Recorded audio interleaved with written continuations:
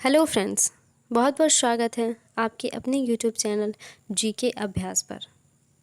जैसा कि आप सभी को पता है कि हमारे इस चैनल पर स्टैटिक जीके का जो है वो पार्ट 6 तक कंप्लीट हो चुका है। आज हम आपके लिए लेकर आए हैं स्टैटिक जीके का पार्ट 7, जिसमें हमने 20 प्रश्नों को ही रखा है और सारे क्वेश्चन जो है वो हमारे सिलेक्टेड और एग्ज़ाम के पर्पज़ से ही रखे हैं। अगर आप किसी भी एग्जामिनेशन की प्रिपरेशन कर रहे हैं तो आपके लिए ये वीडियो बेहद इम्पॉर्टेंट होने वाली है, तो वीडियो को लास्ट तक ज़रूर देखें और अगर पसंद आए तो लाइक करें, साथ में चैनल को सब्सक्राइब भी कर लें और अपने फ्रेंड्स के साथ शेयर भी कर दें। तो चलिए हम फटाफट से क्वेश्चंस को देख लेते हैं। हमारा आज का फर्स्ट क्वेश्चन आप सबके समक्ष प्रस्तुत होता हुआ। संयुक्त राष्ट्र सुरक्षा परिषद के 5 स्थायी सदस्य जो हैं वो कौन से हैं। हमारे क्वेश्चन में पूछा जा रहा है कि संयुक्त राष्ट्र सुरक्षा परिषद के जो स्थायी सदस्य होते हैं वो 5 मेंबर हैं, वो जो है वो कौन है। तो हमारा इसका करेक्ट आंसर क्या होगा। हमारा इसका करेक्ट आंसर हो जाएगा ऑप्शन सी, चीन, फ्रांस, रशिया, ब्रिटेन और यूएसए। दरअसल इसका हमने एक ट्रिक वीडियो भी अपलोड कर चुका है, ऑलरेडी हमारे चैनल पे अपलोडेड है। आप सिंपली हमारे चैनल पर जाकर देख सकते हैं। इसका हमने ट्रिक बताया था फ्रेस। स्पेलिंग पे ध्यान रखने के लिए हमने वहाँ भी बोला था और यहाँ भी बोल रहे हैं। स्पेलिंग है हमारा फ्रेस, FRACE, ये वाला स्पेलिंग है। F for France, R for Russia, A for America, C for China और E फॉर इंग्लैंड। यानी कि संयुक्त राष्ट्र सुरक्षा परिषद के जो 5 स्थायी सदस्य हैं उसका हम आराम से ट्रिक से जो है वो याद कर सकते हैं। F for France, R for Russia, A for America, C for China, E for England. अब बात कर लेते हैं यूएन की। तो संयुक्त राष्ट्र की स्थापना कब हुई थी। तो इसकी स्थापना हुई थी 24 अक्टूबर 1945 को। 24 अक्टूबर 1945 को जो है वो संयुक्त राष्ट्र की स्थापना हुई थी। इसका हेडक्वार्टर कहाँ है। तो इसका हेडक्वार्टर जो है वो न्यूयॉर्क में स्थित है। इसमें मेंबर की संख्या कितनी है। इसमें टोटल मेंबर जो हैं वो हैं 193। इसके वर्तमान के जो हेड हैं, यूएन के वर्तमान के जो हेड है वो कौन है। वो है हमारे एंटोनियो ग्यूटरेस जी। बढ़ते हैं हम अपने नेक्स्ट क्वेश्चन की तरफ। साथ में हम कुछ एक्स्ट्रा फैक्ट भी डालते हैं ताकि आपके एक क्वेश्चन के साथ जो है वो कई सारे क्वेश्चंस साथ में क्लियर होते चलें। हमारा नेक्स्ट क्वेश्चन है, निम्न में से कौन सुमेलित नहीं है। तो हमारा इसका करेक्ट आंसर होगा राजस्थान परमाणु ऊर्जा संयंत्र। राजस्थान परमाणु ऊर्जा संयंत्र जो है ये हमारा उदयपुर में जो है वो नहीं है, ये हमारा रावत भाटा में स्थित है। बाकी हमारे जो ऑप्शंस हैं, नरौरा परमाणु ऊर्जा संयंत्र ये वाला जो हो गया ये यूपी में है, सही है। कलपक्कम परमाणु ऊर्जा संयंत्र तमिलनाडु में है, ये भी सही है। और कैगा परमाणु ऊर्जा संयंत्र जो है ये हमारा कर्नाटका में ही स्थित है। तो हमारे क्वेश्चन में पूछा गया था कि कौन सा जो है वो सुमेलित नहीं है। तो हमारा इसका करेक्ट आंसर क्या हो जाएगा। ऑप्शन ए, राजस्थान परमाणु ऊर्जा संयंत्र जो है वो रावत भाटा में स्थित है, उदयपुर में नहीं। बढ़ते हैं नेक्स्ट क्वेश्चन की तरफ। हमारा नेक्स्ट क्वेश्चन है, सदीर किस नृत्य शैली का प्राचीन नाम है। यानी कि सदीर जो है वो किस नृत्य शैली का जो है वो पुराना नाम है। हमारा इसका करेक्ट आंसर होगा भरतनाट्यम, ऑप्शन सी। भरतनाट्यम को हम पुराना नाम जो इसका है वो है सदीर। भरतनाट्यम ये किस राज्य की ये नृत्य है। तो ये जो है तमिलनाडु की नृत्य शैली है। तमिलनाडु की बात की जाए तो तमिलनाडु के सीएम कौन है। तो वहाँ के सीएम हो जाते हैं हमारे MK स्टालिन जी। वहाँ के गवर्नर कौन है। तो वहाँ के गवर्नर है RN रवि जी, ध्यान रखिएगा। बढ़ते हैं नेक्स्ट क्वेश्चन की तरफ। हमारा नेक्स्ट क्वेश्चन, माउंट एवरेस्ट 2 बार फतह करने वाली पहली महिला कौन बनी है। तो माउंट एवरेस्ट को 2 बार फतह करने वाली पहली महिला जो है वो बनी है हमारी संतोष यादव जी। हमारा ऑप्शन ए करेक्ट है। बढ़ते हैं नेक्स्ट क्वेश्चन की तरफ। फिर से हमारे क्वेश्चन में पूछा जा रहा है कि सही सुमेलित नहीं है, यानी कि ये जो 4 ऑप्शन हमारे पास दिए गए हैं इनमें से कौन सा ऑप्शन जो है वो हमारा गलत है। तो हम देख लेते हैं चारों ऑप्शंस को। यहाँ पे दे रहा है 29 दिसंबर अंतर्राष्ट्रीय शिक्षा दिवस। तो अंतर्राष्ट्रीय शिक्षा दिवस जो है वो हमारा 29 दिसंबर को नहीं मनाया जाता है, जबकि ये जो है हमारा 24 जनवरी को मनाया जाता है। 24 जनवरी को अंतर्राष्ट्रीय शिक्षा दिवस मनाया जाता है। तो हमारा फर्स्ट ऑप्शन से ही ये क्वेश्चन क्लियर हो जाता है। बाकी ऑप्शंस भी जो हैं वो हम फटाफट से देख लेते हैं। किसान दिवस जो है वो हमारा 23 दिसंबर को मनाया जाता है। अंतर्राष्ट्रीय उपभोक्ता अधिकार दिवस ये है जो हमारा ये 24 दिसंबर को मनाया जाता है। और अंतर्राष्ट्रीय प्रवास दिवस ये जो है हमारा 18 दिसंबर को मनाया जाता है। तो हमारा इसका करेक्ट आंसर क्या होगा? ऑप्शन ए 29 दिसंबर। दरअसल अंतर्राष्ट्रीय शिक्षा दिवस जो है वो 24 जनवरी को मनाया जाता है, 29 दिसंबर को नहीं। बढ़ते हैं अगले क्वेश्चन की तरफ। रेणुका झील स्थित है। हमारे क्वेश्चन में पूछा जा रहा है कि रेणुका झील जो है वो किस राज्य में स्थित है। तो हमारा इसका करेक्ट आंसर हो जाएगा ऑप्शन ए हिमाचल प्रदेश। हिमाचल प्रदेश में जो है वो रेणुका झील स्थित है। हिमाचल प्रदेश के सिरमौर ज़िले में कभी कभी क्वेश्चंस को टफ बनाने के लिए जो होते हैं वो भी पूछे जाते हैं। तो हिमाचल प्रदेश के सिरमौर ज़िले में जो है वो रेणुका झील स्थित है।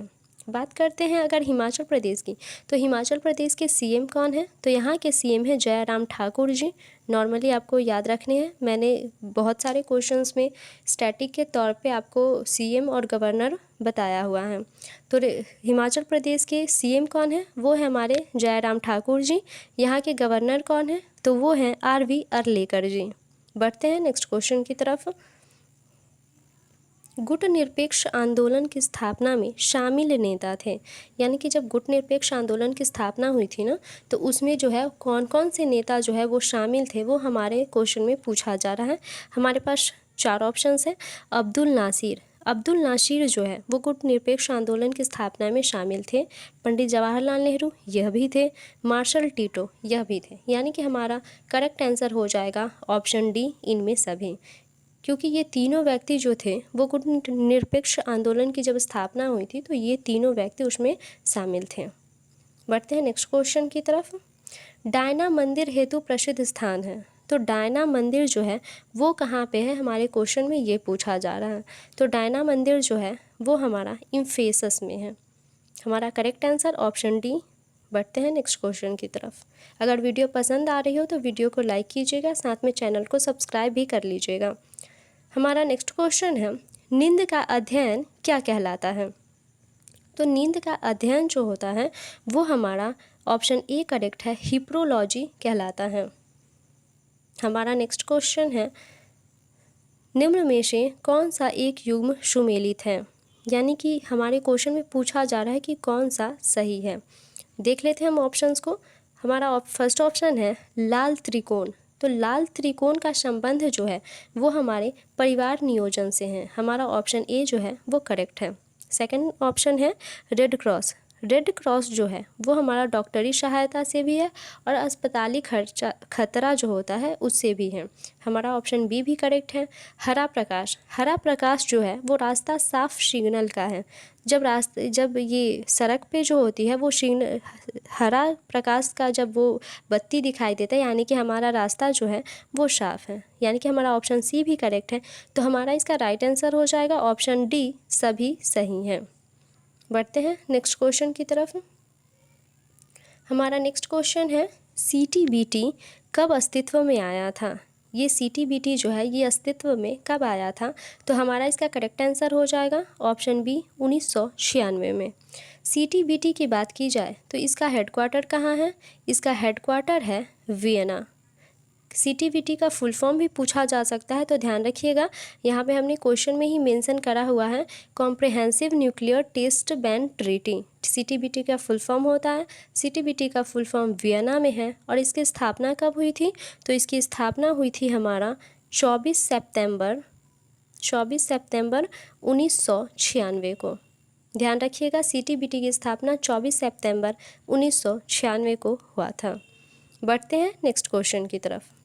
ऊँटों का प्रसिद्ध व्यापार किस वार्षिक मेले का हिस्सा है? यानी कि ऊँटों का जो प्रसिद्ध व्यापार है वह किस वार्षिक मेले का जो है वो हिस्सा है? हमारा इसका करेक्ट आंसर हो जाएगा ऑप्शन सी, पुष्कर मेला। बढ़ते हैं नेक्स्ट क्वेश्चन की तरफ। स्वतंत्रता की प्रतिमा यानी कि स्टैच्यू ऑफ लिबर्टी जो है उसे हम स्वतंत्रता की प्रतिमा भी कहते हैं, ये कहाँ स्थित है? हमारे क्वेश्चन में पूछा जा रहा है कि स्टैच्यू ऑफ लिबर्टी जो है वो हमारा कहाँ पे स्थित है? हमारा इसका करेक्ट आंसर होगा न्यूयॉर्क। ऑप्शन सी जो है वो हमारा करेक्ट है। स्टैच्यू ऑफ लिबर्टी जो है ये सबसे ऊंची प्रतिमा थी वर्ल्ड की। इसकी कुल लंबाई कितनी है? इसकी लंबाई है 151 फुट। बात करते हैं इंडिया की, तो इंडिया की सबसे ऊंची जो है वो कौन सी है? तो वो है स्टैच्यू ऑफ यूनिटी। इसमें कंफ्यूज नहीं होना है। स्टैच्यू ऑफ लिबर्टी जो है वो है हमारा न्यूयॉर्क में, जिसकी लंबाई 151 फुट है, यहाँ पे हमने मेंशन कर दिया। और स्टैच्यू ऑफ यूनिटी जो है ये है हमारा इंडिया का, 182 मीटर जो है वो इसकी ऊंचाई है। ये स्टैच्यू ऑफ यूनिटी जो है ये हमारा गुजरात राज्य में स्थित है। और ये स्टैच्यू ऑफ यूनिटी जो है वो सरदार वल्लभ भाई पटेल की जो है सबसे बड़ी मूर्ति है। बढ़ते हैं नेक्स्ट क्वेश्चन की तरफ। जापान का राष्ट्रीय पोशाक कौन सा है? हमारा क्वेश्चन में पूछा जा रहा है कि जापान की जो राष्ट्रीय पोशाक है वो कौन सी है? तो इसका करेक्ट आंसर है ऑप्शन डी, किमीनो। जापान की बात की जाए तो जापान की राजधानी क्या हो जाती है? इसकी राजधानी हो जाती है टोक्यो। जापान के प्रधानमंत्री जो है वो है हमारे फूमियो किशिदा जी, ध्यान रखिएगा। बढ़ते हैं नेक्स्ट क्वेश्चन की तरफ। विश्व में जीसस क्राइस्ट की सबसे बड़ी मूर्ति जो है वो कहाँ स्थित है? तो हमारा इसका करेक्ट आंसर हो जाएगा ऑप्शन ए, ब्राज़ील। ब्राज़ील में जो है वो जीसस क्राइस्ट की सबसे बड़ी मूर्ति है। इसकी लंबाई की भी बात की जाए तो इसकी ऊंचाई कितनी है? इसकी ऊंचाई है 141 फीट, ये भी ध्यान रखिएगा।